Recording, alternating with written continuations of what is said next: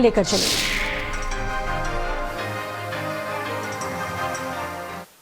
Good afternoon to all friends from media. आज Bharat election commission of India की press वार्ता में आप सबका बहुत बहुत स्वागत है। हमारे साथ honourable chief election commissioner of India Shri Gyanesh Kumar ji, honourable election commissioner doctor Sukhbir Singh Sandhu, honourable election commissioner doctor Vivek Joshi, election commission of India के उच्च अधिकारी Shri Manish Garg ji, senior deputy election commissioner, Shri Sanjay Kumar, deputy election commissioner, Shri Vijay Kumar Pandey, DDG law, और अन्य इलेक्शन कमीशन के ऑफिशियल्स जो हमारे साथ हैं। इस प्रेस कॉन्फ्रेंस का जो बेसिक फॉर्मेट है, it will be the honourable chief election commissioner will be addressing the media and the Honorable CEC would be answering them in one go. So you are requested that whenever you want to ask a question, kindly wait for your turn. There will be a micer who will be approaching you. Introduce yourself and your organization, and then you can ask your question. So that will be the basic format of the press conference. So kindly keep your mobile phones on the silent mode. Sir.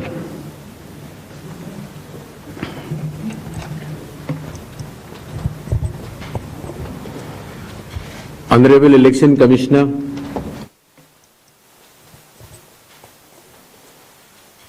Honorable Election Commissioner Dr. Sukhbir Singh Sandhu ji, Honorable Election Commissioner और media के मेरे दोस्तों,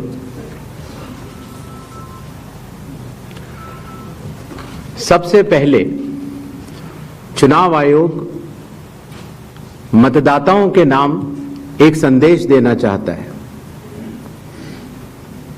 भारत के संविधान के अनुरूप भारत का हर नागरिक जो 18 वर्ष की आयु पूरी कर चुका हो, उसे मतदाता अवश्य बनना चाहिए और मतदान भी अवश्य करना चाहिए। आप सभी जानते हैं कि कानून के अनुरूप हर राजनीतिक दल का जन्म चुनाव आयोग में रजिस्ट्रेशन से ही होता है। तो फिर चुनाव आयोग उन्हीं राजनीतिक दलों में भेदभाव कैसे कर सकता है? चुनाव आयोग के लिए न तो कोई विपक्ष है, न तो कोई पक्ष है, सब समकक्ष हैं।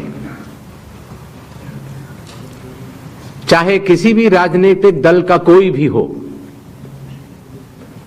चुनाव आयोग अपने संवैधानिक कर्तव्य से पीछे नहीं हटेगा। पिछले 2 दशकों से लगभग सभी राजनीतिक दल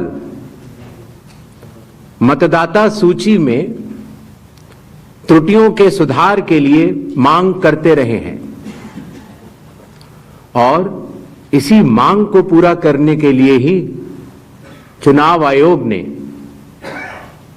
गहन पुनरीक्षण अर्थात स्पेशल इंटेंसिव रिवीजन SIR की शुरुआत बिहार से की है।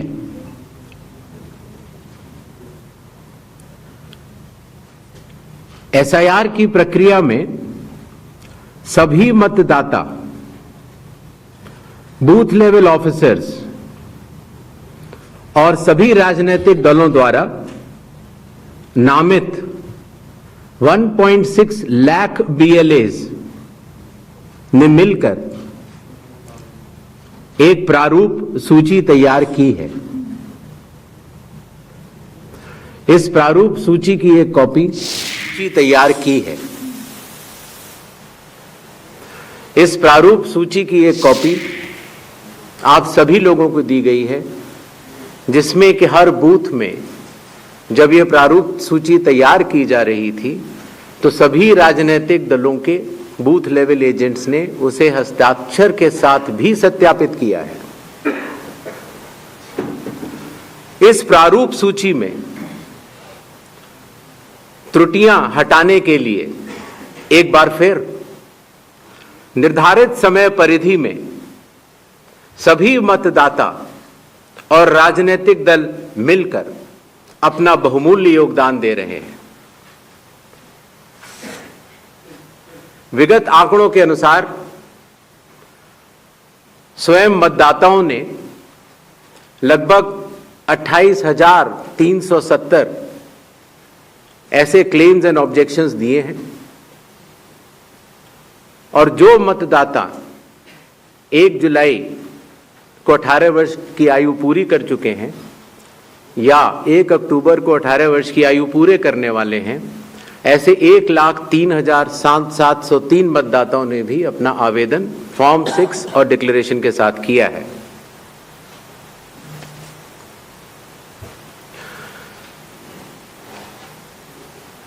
और इन क्लेम्स एंड ऑब्जेक्शंस के लिए, इन त्रुटियों को हटाने के लिए बिहार के एसआईआर में 1 अगस्त से 1 सितंबर का समय निर्धारित है।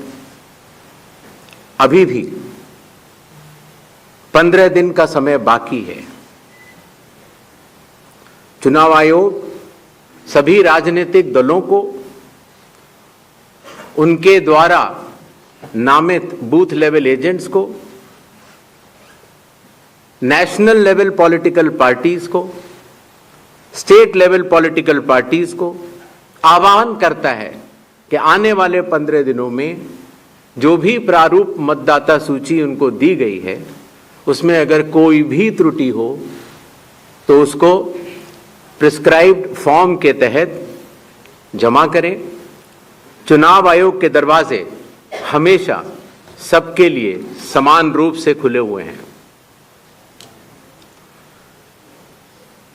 जमीनी स्तर पर सभी मतदाता, सभी राजनीतिक दल और सभी बूथ लेवल ऑफिसर्स मिलकर एक पारदर्शी तरीके से कार्य कर रहे हैं, सत्यापित भी कर रहे हैं, हस्ताक्षर भी कर रहे हैं और वीडियो टेस्टिमोनियल्स भी दे रहे हैं। यह एक गंभीर चिंता का विषय है कि राजनीतिक दलों के जिला अध्यक्षों और उनके द्वारा नामित बीएलएस के ये सत्यापित दस्तावेज, टेस्टिमोनियल्स, उनकी आवाज उनके स्वयं के राज्य स्तर के या राष्ट्रीय स्तर के नेताओं तक या तो पहुंच नहीं पा रही है और या फिर जमीनी सच को नजरअंदाज करते हुए भ्रम फैलाने की कोशिश की जा रही है। सत्य तो यह है कि कदम से कदम मिलाकर सभी स्टेक होल्डर्स बिहार के एसआईआर को पूर्ण रूप से सफल बनाने के लिए कटिबद्ध हैं, प्रयत्न कर रहे हैं और कठिन परिश्रम कर रहे हैं। जब बिहार के 7 करोड़ से भी अधिक मतदाता चुनाव आयोग के साथ खड़े हैं तो न तो चुनाव आयोग की साख पर कोई प्रश्न चिन्ह खड़ा हो सकता है और न ही मतदाताओं की साख पर। कानून के अनुसार अगर समय रहते मतदाता सूचियों में त्रुटियां साझा न की जाएं, मतदाता द्वारा अपना प्रत्याशी चुनने के 45 डेज के भीतर माननीय उच्च न्यायालय में चुनाव याचिका दायर न की जाए और फिर वोट चोरी जैसे गलत शब्दों का इस्तेमाल करके जनता को गुमराह करने का असफल प्रयास किया जाए तो यह भारत के संविधान का अपमान नहीं तो और क्या है। जहां तक कि मशीन रीडेबल मतदाता सूची का सवाल है, माननीय सुप्रीम कोर्ट 2019 में ही कह चुका है कि यह मतदाता की निजता का हनन हो सकता है। Voter privacy can be breached. हमने कुछ दिन पहले देखा कि कई मतदाताओं की फोटो उनकी अनुमति के बिना मीडिया के समक्ष रखी गई, उनके ऊपर आरोप लगाए गए, उनका इस्तेमाल किया गया। क्या अपनी माताओं, बहुओं, बेटियों सहित किसी भी मतदाता की सीसीटीवी वीडियो चुनाव आयोग को साझा करनी चाहिए क्या? मतदाता सूची में जिसका नाम होता है वही अपने प्रत्याशी को चयनित करने के लिए वोट डालता है। लोकसभा के चुनाव की प्रक्रिया में 1 करोड़ से भी अधिक कर्मचारी, 10 लाख से भी अधिक बूथ लेवल एजेंट्स, 20 लाख से भी अधिक प्रत्याशियों के पोलिंग एजेंट्स चुनाव के लिए कार्य करते हैं। इतने सारे लोगों के समक्ष इतनी पारदर्शी प्रक्रिया में क्या कोई भी मतदाता वोट की चोरी कर सकता है? कुछ मतदाताओं द्वारा दोहरे मतदान के आरोप लगाए गए। सबूत मांगने पर जवाब नहीं मिला। ऐसे मिथ्या आरोपों से न तो चुनाव आयोग डरता है और न ही कोई मतदाता। जब चुनाव आयोग के कंधे पर बंदूक रखकर भारत के मतदाताओं को निशाना बनाकर राजनीति की जा रही हो, तो आज चुनाव आयोग सबको स्पष्ट करना चाहता है कि चुनाव आयोग निडरता के साथ सभी गरीब, अमीर, बुजुर्ग, महिला, युवा सहित सभी वर्गों और सभी धर्मों के मतदाताओं के साथ बिना किसी भेदभाव के चट्टान की तरह खड़ा था, खड़ा है और खड़ा रहेगा। जय हिंद, जय Bharat.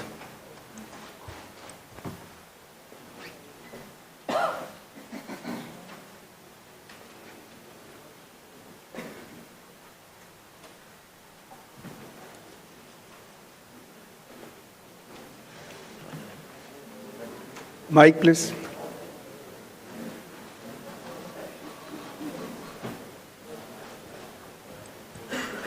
Sir, good evening. I am Prashant from Asianet News. Sir, here. Here. Prashant from Asianet News. As you know, after Rahul Gandhi's press conference, there are many issues coming up from different states. Sir. Please.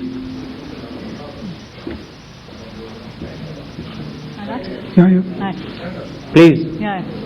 Go ahead. Yeah. Sir, Aishwarya Paliwal from Aaj and India Today. Sir, 2 questions. First, sir, a lot of political parties have asked certain questions, but do you think all those questions are actually pointing towards the need for SIR? Sir, second question is arrangements. What arrangements you've made for the vulnerable groups? Because a lot of people are asking senior citizens, migrants, marginalized. So if you can focus on that, sir. Okay. 163. Sir, Shriparna from the Hindu newspaper. Sir, during door-to-door survey and enumeration, how many Nepali, Bangladeshi and Myanmarese nationals were found by BLOs? Does the Election Commission have any figures? 80. I'm coming, sir. We have enough time, sir. 80. Ganesh Kumar ji, how are you? I think you are well. This is Sandeep Shornokar from Bartaman newspaper. It's a West Bengal one of the largest newspaper. मेरा question ये है कि बिहार के बाद बंगाल में कब SIR शुरू हो रहा है?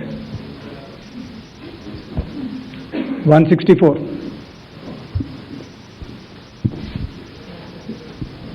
सर नीरज हूँ, न्यूज 18 इंडिया से, नेटवर्क 18 से। हमारा सवाल है कि स्पेशल समरी रिवीजन सालाना तौर पे होता है हर साल, तो SIR की जरूरत आपको कौन सा मतदाता सूची दोनों प्रक्रिया से अलग मिलेगा, हम ये जानना चाह रहे हैं। और एक सप्लीमेंट्री सवाल है इसी के साथ कि आपने कहा कि कुछ पॉलिटिकल पार्टीज के नेता भ्रम फैलाने की कोशिश कर रहे हैं। उनका ये भी कहना है, राहुल गांधी की मैं बात कर रहा हूँ, थोड़ी देर पहले उन्होंने कहा है क्यों उन्हीं से शपथ पत्र सिर्फ मांगा जा रहा है, दूसरे लोग, दूसरी पार्टी के लोग जो सवाल कर रहे हैं उनसे क्यों नहीं? तो इन 5 सवालों को पहले ले लेते हैं।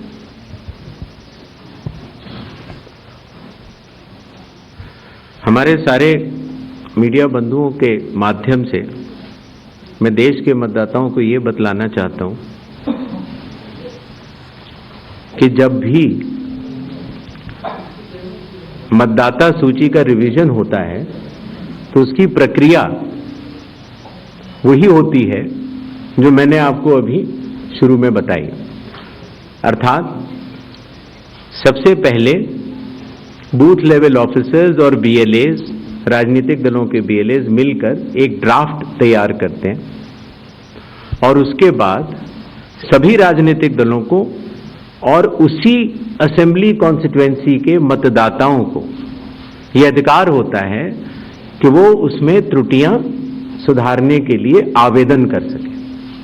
आवेदन 3 तरह के हो सकते हैं, या तो किसी का नाम छूट गया हो तो फॉर्म 6 होता है, या किसी का नाम गलत जुड़ गया हो या किसी और को जुड़वाना हो तो फॉर्म 7 होता है, और या कई बार उसमें विवरण गलत हो जाए, आपकी नाम की स्पेलिंग गलत हो जाए, फोटो गलत हो जाए, एड्रेस गलत हो जाए तो फॉर्म 8 होता है। तो ये क्लेम्स एंड ऑब्जेक्शंस का जो पीरियड होता है ये बहुत महत्वपूर्ण होता है और इसमें सभी राजनीतिक दलों की भागीदारी और मतदाताओं की भागीदारी भी आवश्यक होती है। जब ये सारे क्लेम्स एंड ऑब्जेक्शंस आ जाते हैं तो उसके बाद जो उस इलाके का SDM होता है, जिसको कई जगहों पर इलेक्टोरल रजिस्ट्रेशन ऑफिसर भी बोलते हैं, जो कि स्टेट गवर्नमेंट का एक अधिकारी होता है, वो उस पर एक निर्णय लेता है और निर्णय करने के बाद एक अंतिम सूची का प्रकाशन करता है। ये प्रक्रिया मैं आपके माध्यम से सभी मतदाताओं को बताना चाहता हूं, जिससे कि उन्हें भी सनद रहे कि पूरी प्रक्रिया होती क्या है। तो एक बार जब SDM की तरफ से अंतिम सूची प्रकाशित कर दी जाती है, और याद रहे कि प्रारूप अर्थात ड्राफ्ट सूची भी पॉलिटिकल पार्टी से शेयर की जाती है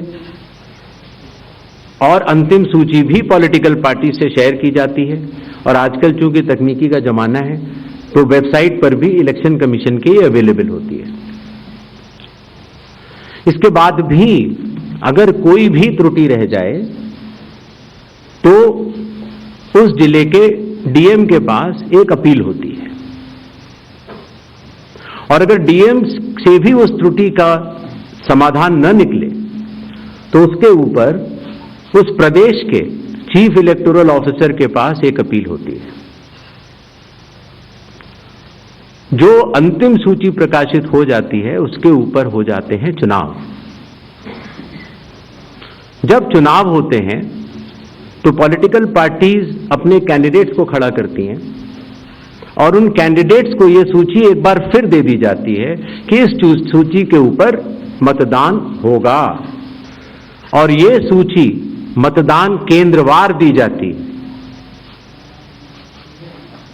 इस प्रक्रिया के बाद जब चुनावी मतदान होता है तो मतदान केंद्र के अंदर हर प्रत्याशी को यह अधिकार होता है कि वो पोलिंग एजेंट्स को नामित करे, और वही सूची पोलिंग एजेंट्स के पास भी होती है।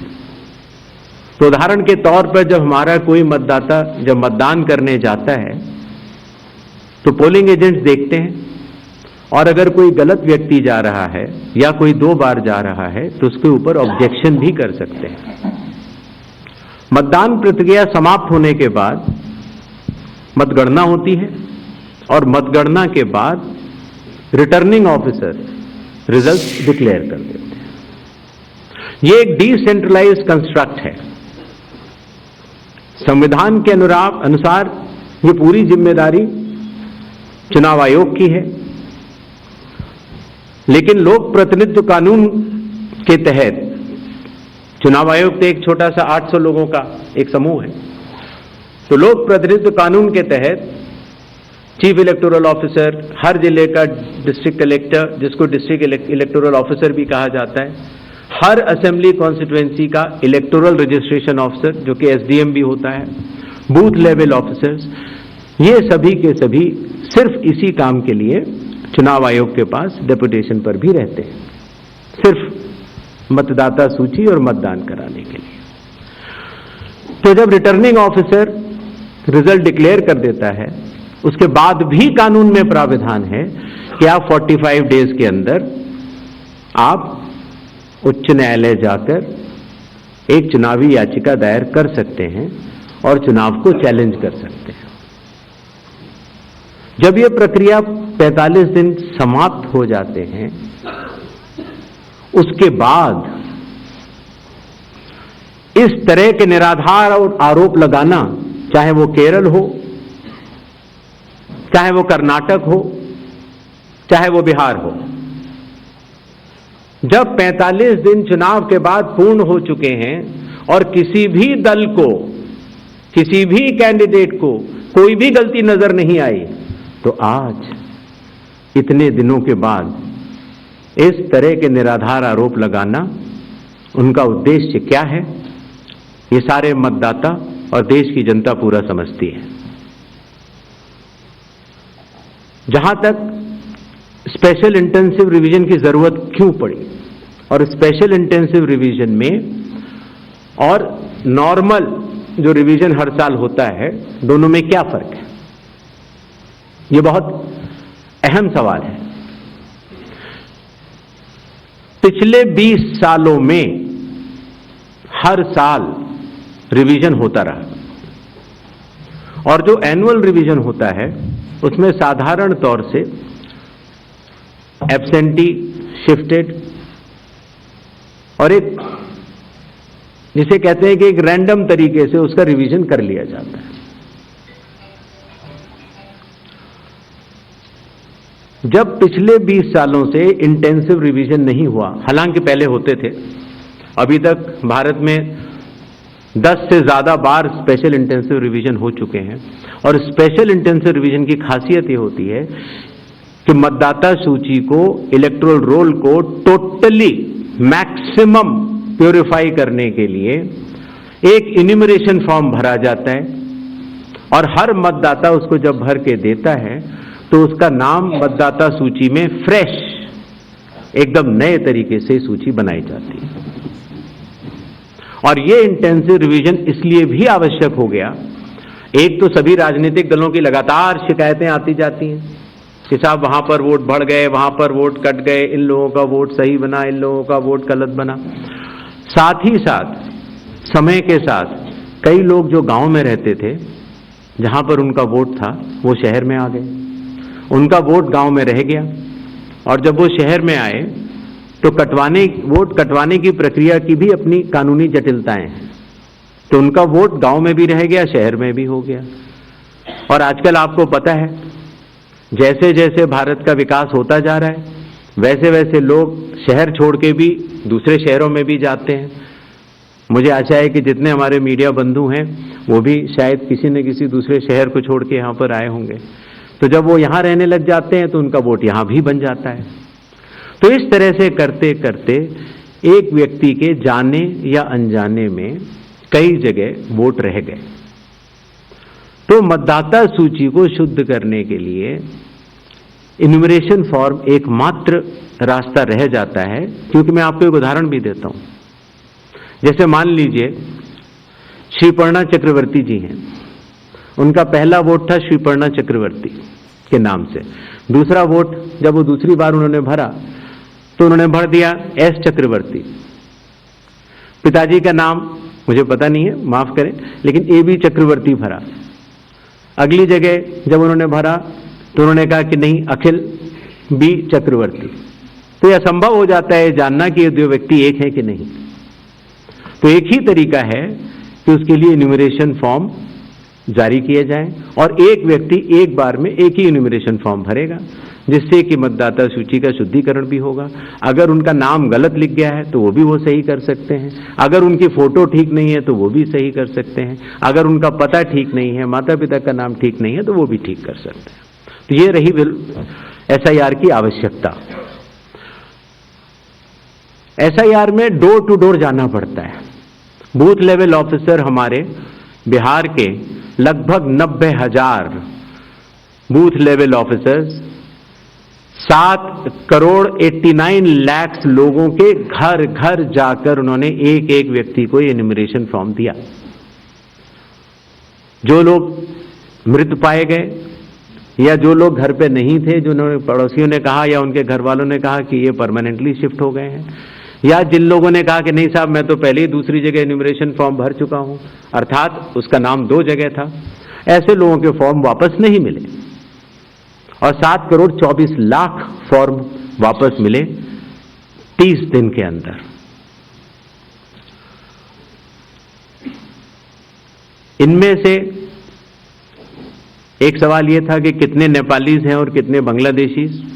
पहली बात तो मैं स्पष्ट कर देना चाहता हूं कि भारत के संविधान के अनुसार सिर्फ भारत का नागरिक ही MLA और MP का चुनाव कर सकता है। किसी और कोई अधिकार, किसी और देश के नागरिक को यह अधिकार प्राप्त नहीं है। अगर ऐसे लोगों ने इन्यूमरेशन फॉर्म भरा है तो SIR की प्रक्रिया में अपनी पात्रता सिद्ध करने के लिए कुछ दस्तावेज भी मांगे गए, जिनकी गहन जांच 30 सितंबर तक होनी है। और ऐसे केस में जो ऐसे लोग हैं जो कि हमारे देश के नहीं हैं, गहन जांच के दौरान वो पाए जाएंगे और निश्चित तौर से उनका वोट नहीं बनेगा। जहां तक वेस्ट बंगाल के SIR की तारीख की बात है, हम तीनों कमिश्नर्स एक उचित समय देखकर उसका निर्णय लेंगे कि कब वेस्ट बंगाल में होना है या देश के अन्य राज्यों में कब होना है। उसकी तारीखों का ऐलान आने वाले समय में उचित समय पर किया जाएगा। एक और सवाल था कि जब इतनी पारदर्शी प्रक्रिया है तो फिर भ्रम फैलाने वाली कोशिश पर आप कुछ लोगों से ये कह रहे हैं कि फॉर्म 7 दे दें और कुछ लोगों से कह रहे हैं कि आप शपथ पत्र दे दें। इसका जवाब ये है, लोक प्रतिनिधित्व कानून में जो सबके लिए बराबर है, मेरे लिए भी है, आपके लिए भी है और किसी भी सांसद के लिए भी है और किसी भी MLA जी के लिए भी है। अगर आप उसी निर्वाचन क्षेत्र के निर्वाचक हैं तो आपको समय रहते शिकायत करने का पूरा मौका है। आप फॉर्म 6 भर सकते हैं, फॉर्म 7 भर सकते हैं, फॉर्म 8 भर सकते हैं। आपके राजनीतिक दल के बूथ लेवल एजेंट्स को भी यह अधिकार प्राप्त होता है कि वो एक शपथ देकर 10-10 फॉर्म भी बूथ लेवल ऑफिसर्स को दे सकते हैं, बशर्ते आप उस विधानसभा क्षेत्र के निर्वाचक हो। लेकिन अगर आप उस विधानसभा क्षेत्र के निर्वाचक नहीं हैं, उस कॉन्स्टिट्यूएंसी के आप इलेक्टर नहीं हैं, और अगर आप अपनी शिकायत